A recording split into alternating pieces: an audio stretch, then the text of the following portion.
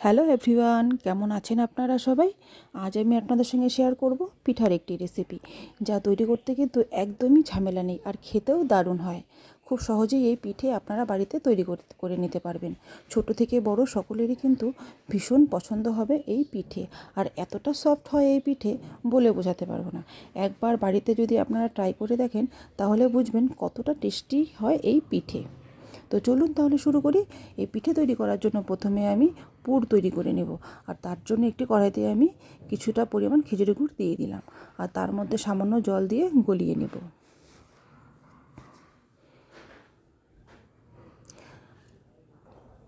গুড়টা কিন্তু গলে ফুটে উঠেছে।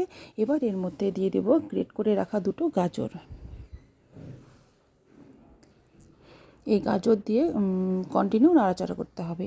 আর গুড় যেহেতু খুব তাড়াতাড়ি পুড়ে যায়, তাই বেশিক্ষণ কিন্তু এটাকে জাল দেওয়া যাবে না। তো এবার কিন্তু হয়ে গেছে, নামিয়ে নেব। তো পুরটাকে এবার আমি নামিয়ে নিয়েছি। এবার আমি আরেকটা কড়াইতে দিয়ে দেব 2 কাপ জল। 2 কাপ জল দিয়ে দিলাম। এবার এর মধ্যে দিয়ে দেব সামান্য নুন, আর দিয়ে দেব 2 চামচ চিনি। আপনারা চাইলে চিনিটা একটু বেশিও দিতে পারেন, 3-4 চামচ। তো এটা ফুটে আসা পর্যন্ত আমি ওয়েট করব। এবার দিয়ে দেব 2 কাপ সুজি। সুজি দিয়ে কন্টিনিউ নাড়াচাড়া করতে হবে, কারণ সুজিতে যেহেতু জল খুব তাড়াতাড়ি শুকিয়ে যায় আর দলা হয়ে যায়, সেই জন্য নাড়ানো কিন্তু বন্ধ করা যাবে না, কন্টিনিউ নাড়তে হবে। গ্যাসের ফ্লেম লো রেখে কন্টিনিউ নাড়াচাড়া করতে থাকবো।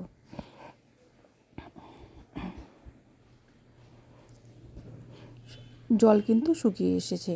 তো আর একটু নাড়াচাড়া করে আমি ডোটাকে নামিয়ে নেব। ডো বলতে সুজিটাকে আমি নামিয়ে নেব। সুজিটাকে আমি নামিয়ে নিয়েছি। এবার কিছুক্ষণ ঠান্ডা করে নিয়েছি। আর তারপর এর মধ্যে আমি এটাকে ভালো করে মেখে নেব। তো মাখতে মাখতে কিন্তু হাতে সুজি লেগে আসবে, মাখতে একটু অসুবিধা হবে। তখন হাতে সামান্য ঘি নিয়ে এটাকে মাখলে ডোটা খুব ভালোভাবে মাখা যাবে। তো আমি হাতে কিছুটা ঘি নিয়ে, তো কিছু বলতে অল্প ঘি নিয়েছি, অল্প একটু ঘি নিয়ে ভালো করে চেপে চেপে মেখে নেব। এভাবে মাখলে খুব সহজেই মাখা যাবে। তো ডোটা কিন্তু আমার রেডি। এবার এর থেকে আমি একটা লেচি কেটে নেব, মানে অল্প পরিমাণে ছিঁড়ে নিয়ে হাতে গোল করব। গোল করে নিব। এবার গোল হয়ে গেলে তো একটা বাটির মতো তৈরি করে নেব। এভাবে হাত দিয়ে চেপে চেপে, মানে আমরা পুলি পিঠা যেভাবে তৈরি করি চেপে চেপে একটা বাটির মতো তৈরি করি, ওইভাবে তৈরি করে নেব। আর তারপর দিয়ে দেবো সেই পুরটা দিয়ে মুখটাকে ভালো করে মুড়ে দেব।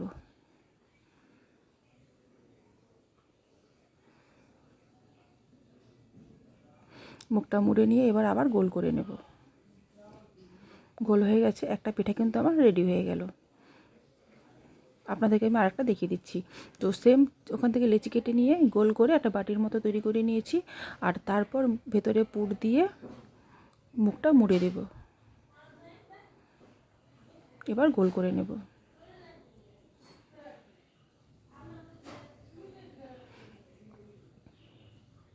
তো এই পিঠাটাও কিন্তু আমার হয়ে গেল।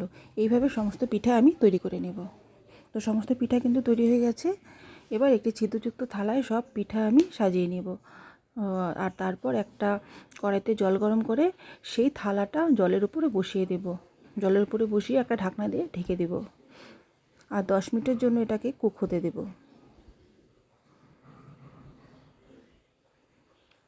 10 মিনিট হয়ে গেছে। এবার ঢাকনা সরিয়ে দেখে নেব। তো পিঠা কিন্তু আমার রেডি। এবার আমি একটা প্লেটে নামিয়ে নেব। দেখুন কতটা সুন্দর হয়েছে দেখতে। দেখতে একদম রসগোল্লার মতো লাগছে, কিন্তু একদমই রসগোল্লার মতো হয়নি খেতে। এটা একদমই পিঠার মতনই হয়েছে খেতে। তো একবার যদি বাড়িতে ট্রাই করে খান, তাহলে দেখবেন দারুণ লাগবে। তো আপনাদেরকে আমি একটি প্লেটে একটা পিঠা নিয়ে কেটে দেখাচ্ছি। দেখুন কত ইজিভাবে কিন্তু কেটে যাচ্ছে, একদম জোরে প্রেস করতে হচ্ছে না, হালকা প্রেস করাতেই পিঠেটা কেটে গেল। আর ভেতরে যেহেতু গুড় ছিল সেজন্য গুড়টা কিন্তু পুরো পিঠের মধ্যে ছড়িয়ে গেছে। এইভাবে যদি একবার বাড়িতে ট্রাই করে দেখেন তাহলে দেখবেন বারবার করে খেতে ইচ্ছে করবে। তো ভিডিওটা যদি আপনাদের ভালো লাগে তাহলে অবশ্যই লাইক করবেন, কমেন্ট করে জানাবেন। যারা নতুন এসছেন তারা অবশ্যই সাবস্ক্রাইব করে যাবেন। দেখা হবে আবার নতুন কোনো ভিডিওতে। ভালো থাকবেন, সুস্থ থাকবেন, টাটা।